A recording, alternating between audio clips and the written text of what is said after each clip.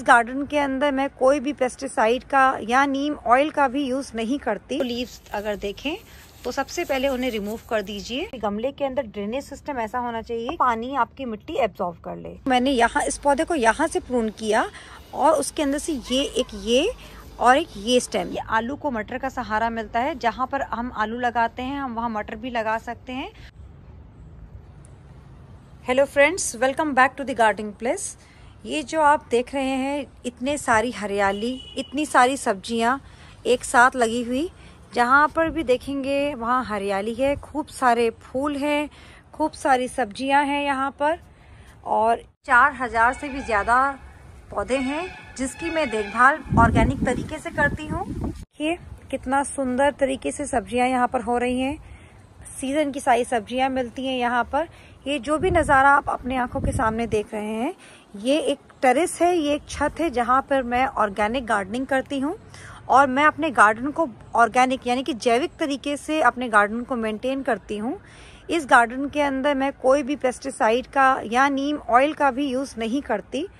बस थोड़ी सी केयर के साथ, थोड़ी सी सावधानी के साथ ढेर सारे फूल, फल और सब्जियां उगाती हूँ। मेरे इस बगीचे में सीजन की सारी सब्जियां, पत्ता गोभी, ब्रोकली, एक्सोटिक सब्जियां, सारे फूल और फल। ये देखिए मेरे बगीचे के फल जिसमें बेर आ रहे हैं। हर टाइप के फल, फूल, सब्जियां यहाँ पर उगती हैं और बहुत ही आसान तरीके से। बस हमें कुछ सावधानियों का ध्यान रखना है। मैं अपने इस बगीचे में अपने कंपोस्ट की जिम्मेदारी खुद लेती हूँ, यानी कि अपने किचन और अपने गार्डन से निकले हुए कूड़े की जिम्मेदारी भी मेरी खुद की होती है। और ये देखिए मेरे पास ये क्यारियाँ हैं जिसके अंदर मैं ऑर्गेनिक गार्डनिंग करती हूँ और ये मेरे टेरेस पे बना हुआ गार्डन है जहाँ से मैं ढेर सारी सब्जियाँ मुझे तोड़ने को मिलती है। और इतनी सब्जियाँ होती हैं यहाँ पर कि हमें अपने आसपास के लोगों को देनी पड़ जाती है। और देखिए यहाँ पर भी पत्ता गोभी हो रही है। यहाँ पर हमने हल्दी भी लगा रखी है जो कि बहुत ही जल्दी तोड़ने के लिए तैयार होने वाली है। यहाँ पे देखिए जो डोरमेंसी वाले जो पौधे होते हैं वो भी यहाँ पर खिलते हैं। ये सब कैसे होता है? कुछ सावधानियों के साथ और अपने बगीचे में छोटी छोटी बातों का ध्यान रखने से इस टाइप का मुझे रिजल्ट मिलता है। ये सारी जानकारियाँ मैं आप सबके साथ शेयर करूँगी। और अगर आप लोग भी गार्डनिंग का शौक़ रखते हैं तो आपको भी बहुत हेल्प मिलेगी मेरी गार्डनिंग टिप्स से। कौन सी बातों का मैं ध्यान रखती हूँ तो मैं एक एक बात को विस्तार से समझाऊंगी और बताऊंगी कि मुझे क्या क्या चीज़ों का मैंने ध्यान रखा जिससे कि मुझे इतना बढ़िया रिजल्ट मिला।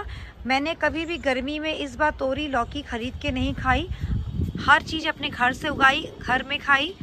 और उसी तरीके से हमने गोभी, ब्रोकली, टमाटर, प्याज, आलू, हर तरीके की सब्जियां अपने इस बगीचे में लगा रखी है और ऑर्गेनिक तरीके से लगा रखी है। यहीं से तोड़ते हैं, यहीं से खाते हैं हम लोग। तो चलिए मैं आप सबको दिखाती हूँ और मैं आपको बताती हूँ कि मैं अपने बगीचे का, इतने बड़े बगीचे का गार्डन का ध्यान किस तरीके से रखती हूँ और सब्जियाँ मुझे इतनी अच्छी हार्वेस्ट करने को कैसे मिलती हैं। अगर आप मेरी हार्वेस्टिंग वीडियोस देखना चाहते हैं तो मेरी हार्वेस्टिंग वीडियोस बहुत सारी मेरे चैनल पे अपलोड है। आप मेरे चैनल को सब्सक्राइब कीजिए, आपको बहुत सारी अच्छी अच्छी चीज़ें सीखने को मिलेंगी यहाँ से गार्डनिंग की और बहुत अच्छी हार्वेस्टिंग देखने को मिलेगी। आप लोगों को भी मोटिवेशन मिलेगा इस टाइप की गार्डनिंग करने का अपने घर में, अपनी बैल्कनी में, अपने गार्डन में। तो चलिए हम अपने वीडियो को स्टार्ट करते हैं और देखते हैं अपने गार्डन में हमें किस किस चीज़ का ध्यान और क्या क्या सावधानियां देनी चाहिए। पहली केयर गार्डन में ये है कि आप किसी भी पौधे में अगर इस टाइप से सूखे पत्ते या ऐसे येलो लीव्स अगर देखें तो सबसे पहले उन्हें रिमूव कर दीजिए और उसको अपने किसी कंपोस्ट बिन में डाल दीजिए, क्योंकि अगर आप कहीं और फेंकेंगे तो वो डिकम्पोज होना स्टार्ट होगा और आपकी मिट्टी को ख़राब करेगा। या मिट्टी के अंदर आप दबा सकते हैं। लगातार येलो लीफ की प्रूनिंग से आपका पौधा हरा भरा और हेल्दी रहता है। दूसरा पॉइंट है, अगर आप अपने गमले में इस तरीके की, अपने गार्डन में इस तरीके की वीड्स देखें तो उनको रिमूव करिए, क्योंकि वो आपकी मिट्टी का जितना न्यूट्रिशन है वो ये वीड्स वो ले लेती हैं। तो इन वीड्स को टाइम टू टाइम रिमूव करना एक सेकंड पॉइंट है और एक बहुत इंपॉर्टेंट पॉइंट है। थर्ड पॉइंट है कि आपको अपने सॉइल का मॉइस्चर को मेंटेन करके रखना है, ना उसमें ज़्यादा गीला हो और ना ज़्यादा मिट्टी आपकी सूखी हो। आपकी मिट्टी के अंदर, आपके गमले के अंदर ड्रेनेज सिस्टम ऐसा होना चाहिए कि आप पानी डालें और वो सारा पानी आपकी मिट्टी एब्जॉर्ब कर ले। तो थर्ड पॉइंट है कि हमें अपनी मिट्टी के मॉइस्चर को मेंटेन करके रखना है। अगर आपकी मिट्टी में ज़्यादा पानी रह जाता है तो उसकी वजह से आपके पौधों की जड़ें गल जाती हैं, या अगर कम पानी होता है तो मिट्टी की जड़ों में तक पानी पहुंचता नहीं है, उससे भी आपका पौधा मरने लग जाता है। तो मिट्टी में एक प्रॉपर पानी का मॉइस्चर को मेंटेन करना भी एक बहुत इम्पॉर्टेंट पॉइंट है गार्डन के लिए। आप अपने गार्डन में ज़्यादा से ज़्यादा फूलों को लगाइए। ज़्यादा से ज़्यादा फूल लगाने से क्या होता है, जो पॉलिनेटर्स होते हैं वो अट्रैक्ट होते हैं। और कभी आप अगर देखें कि आपके फूलों के अंदर ऐसे फूल आ रहे हैं और कल कुछ फूल होते हैं जो ऐसे सूख जाते हैं, तो इन फूलों की डेड हेडिंग करनी बहुत ज़रूरी होती है। जब हम इन फूलों को निकालते हैं, यानी कि डेड हेड करते हैं, यानी कि निकालते हैं, तो और नए फूल आने स्टार्ट हो जाते हैं। टाइम से प्रूनिंग करना बहुत एक इम्पॉर्टेंट पॉइंट है। जिस पौधे का जो सीज़न है, प्रून टाइम है, उसको उस टाइम पे प्रून किया जाता है। जब उसका टाइम प्रूनिंग का नहीं है तब उसको प्रून नहीं करें। जैसे ये अमरूद के पौधे का प्रून टाइम अभी है, तो मैं आपको दिखाती हूँ। मैंने यहाँ इस पौधे को यहाँ से प्रून किया और उसके अंदर से ये और एक ये स्टेम, 2 स्टेम्स इसमें से आनी स्टार्ट हो गई। तो प्रूनिंग जो होती है वो प्रमोट करती है और नई ब्रांचेस को, और ब्रांचेस प्रमोट करता है और नए फ्रूट्स को। कोशिश कीजिए ज़्यादा से ज़्यादा अपने पौधों में मल्चिंग करें, चाहे सर्दी का टाइम हो चाहे गर्मी का। गर्मी के टाइम में मल्चिंग करने से ये होगा कि सॉइल का मॉइस्चर मेंटेन रहेगा। अगर आप विंटर्स में मल्चिंग करते हैं तो आपके पौधे की जड़ें ओस से बचेंगी। अपने गार्डन में डाइवर्सिटी अरेंज करने की कोशिश कीजिए। आप ट्राई करिए कि आप कंपेनियन प्लांटिंग करें। हर प्लांट को एक दूसरे प्लांट का सहारा, आलू को मटर का सहारा मिलता है। जहाँ पर हम आलू लगाते हैं हम वहाँ मटर भी लगा सकते हैं, वहाँ पर हम मूली भी लगा सकते हैं। देखिए ये मेरे एक गमला है जिसको आपको मैं दिखा रही हूँ। इसके अंदर मैंने गोभी भी लगाई है, मैंने अनियंस भी लगाए हैं, मैंने कैबेज भी लगाई है। इधर आप देखेंगे तो यहाँ पर मटर भी है, ये देखिए, यहाँ पर आलू भी है, यहाँ पर बीटरूट भी है, यहाँ पर गेंदा भी है। तो मैं ट्राई करती हूँ, यहाँ पर मूली भी है, तो मैं ट्राई करती हूँ कि मैं कंपेनियन प्लांटिंग करूँ। कंपेनियन प्लांटिंग का बहुत ज़्यादा एडवांटेज है। कंपेनियन प्लांटिंग करने से पेस्ट अटैक बहुत कम होता है। अपने गार्डन में ज़्यादा से ज़्यादा फूल लगाइए, रंग बिरंगे फूल लगाइए। ज़्यादा से ज़्यादा फूल लगाने से पॉलिनेटर्स अट्रैक्ट होते हैं, और जितने पॉलिनेटर्स आपके गार्डन में आएंगे उतना ज़्यादा आपके घर में जो फ्लावर है वो फ्रूट में कन्वर्ट होगा। तो जितने ज़्यादा फ्लावर्स होंगे उतने ज़्यादा फ्रूट्स होंगे। अपने गार्डन में एक गुड़ाई की रूटीन बनाइए। टाइम टू टाइम अपने बगीचे में गुड़ाई कीजिए। गुड़ाई करने से जैसे हम ऐसी मिट्टी को लूज करते हैं तो इस प्लांट के आसपास की जड़ों की मिट्टी भी लूज होगी। उससे इनमें एरिएशन अच्छा होगा, यानी कि हवा इनकी जड़ों तक अच्छे से जाएगी। और जब हवा अच्छे से जाती है तो प्लांट को वो बड़ा होने में काफ़ी हेल्प करती है। अगर आप कोई नया प्लांट लगाते हैं तो उसकी गुड़ाई 1 हफ्ते के बाद ज़रूर कीजिए, जैसे कि मैं कर रही हूँ। उससे ये इनके पौधों की जड़ें बहुत अच्छे तरीके से मजबूती से मिट्टी से लग जाती हैं। कुछ ऐसे प्लांट्स होते हैं जिनके पत्ते डायरेक्ट मिट्टी से टच होते हैं। अगर ये मिट्टी से टच होते हैं तो इन पत्तों के अंदर फंगस अटैक होने का खतरा बहुत ज़्यादा हो जाता है। तो ट्राई कीजिए कि जो नीचे के पत्ते हैं, किसी भी चीज़ के नीचे जो प्लांट है उसके नीचे के पत्तों को रिमूव कीजिए, जिससे कि वो ज़मीन पर टच ना हो और उनमें आपके प्लांट के अंदर फंगस ना लग सके। जो टमाटर के पौधे होते हैं स्पेशली, उनके अंदर ये जैसे आप स्टेम देख रहे हैं, इसके अंदर कोई भी लीव नहीं होनी चाहिए, कोई भी टहनी नहीं होनी चाहिए। उससे इस टमाटर के पौधों की जड़ें होती है वो मजबूत होती हैं और वो बहुत अच्छी फ्रूटिंग देता है। प्लांट्स को वाटरिंग करते टाइम एक चीज़ का ध्यान रखें, जब प्लांट्स के अंदर इस टाइप से फ्लावर्स आ जाएं तो पानी को ऊपर तेज प्रेशर से नहीं डालना, ना तो ये जो फ्लावर्स हैं वो फ्रूट में कन्वर्ट नहीं होंगे। क्योंकि ऐसे बहुत सारे फ्लावर्स होते हैं, जैसे कि टमाटो हो गया या बैगन का फ्लावर हो गया, उसके अंदर मेल और फीमेल पार्ट एक साथ होता है। अगर आप प्रेशर के साथ वाटरिंग करेंगे तो ये जो फ्लावर है वो ड्रॉप हो जाएगा और वो फ्रूट में कन्वर्ट नहीं होगा। और जब किसी भी प्लांट में ज़्यादा फ्लावरिंग हो रही होती है उस टाइम पे पानी को कम कर देना चाहिए, उससे भी फ्लावर ड्रॉप नहीं होता है। अपने गार्डन के अंदर फर्टिलाइज़र देने का एक रूटीन बनाएं। जैसे कि महीने की 1 तारीख चुन लें कि आज अगर आपने एक कोई वर्मी कंपोस्ट या किचन वेस्ट कंपोस्ट डाला है तो अगले 15वें दिन पर आप कोई दूसरा कंपोस्ट डालिए, या फिर वही सेम रिपीट कर सकते हैं।